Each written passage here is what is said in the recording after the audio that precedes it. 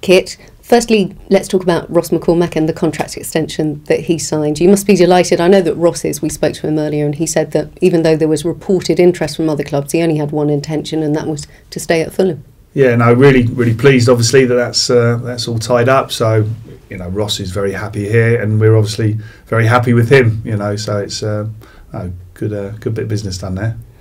2 games in, Wycombe obviously being a cup game on Tuesday evening. You made some changes, but you fielded a strong squad for that game. Is this a statement of intent for the cup competition? Made sort of 5 changes. So, like I say, that's quite a big chunk of the team to change.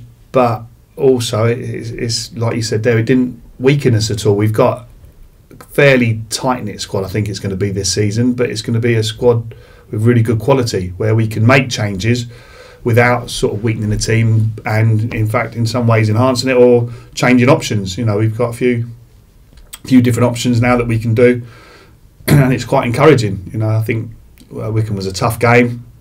They put us under a lot of pressure, a lot of balls, crosses into our box, which we knew we had to deal with. We expected that, and we dealt with it well. And then I always felt as long as we could deal with that, then a one bit of quality would win us the game.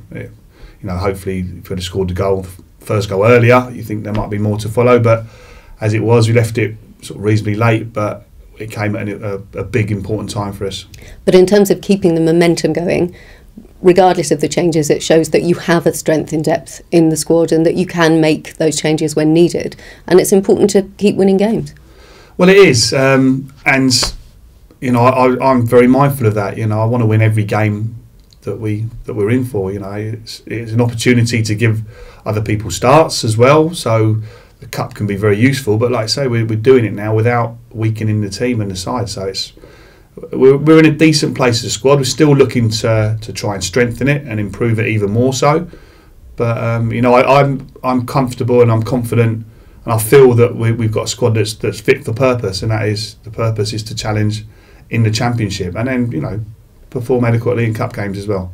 Ross said he would be disappointed that it would be another disappointing season if we weren't at least in the playoffs at the end. I know there's a really long way to go and it's all dependent on personnel and keeping everyone fit, but that's a real kind of feeling of positivity within the squad.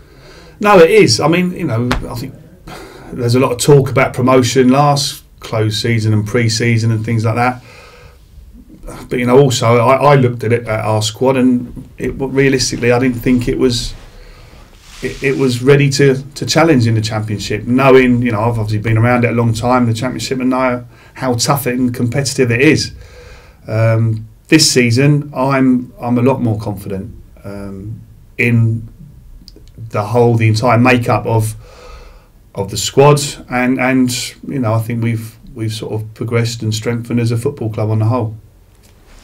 Brighton come, they're a good team. Obviously Chris Hughton is a good manager, plays nice football. You know all about him and all about the way he sets up his teams. Tomorrow isn't going to be an easy game by any stretch of the imagination. No, far from it. No, what you'd expect doesn't always pan out that way, but you'd expect an attractive game of football because Chrissy plays the game in a certain way, which is easy on the eye, as we like to try and do. Without, let's say, putting a kiss of death on it, you would think it'd be a good match tomorrow. They've got a lot of strengths, but also we've looked at it and we think there's certainly areas that we can get at them and exploit them and use our own strengths to the full. You touched on acquisitions. I know you're not going to tell me any kind of names or probably any positions, but you are confident that there will be business still done between now and not only the end of the window but in the short term. Yeah, we're talking to several clubs about players at the moment, but this stage of the season now where we are, it's seldom easy to do the deals, and they're quite protracted and quite hard work, and that's what they're proving to be.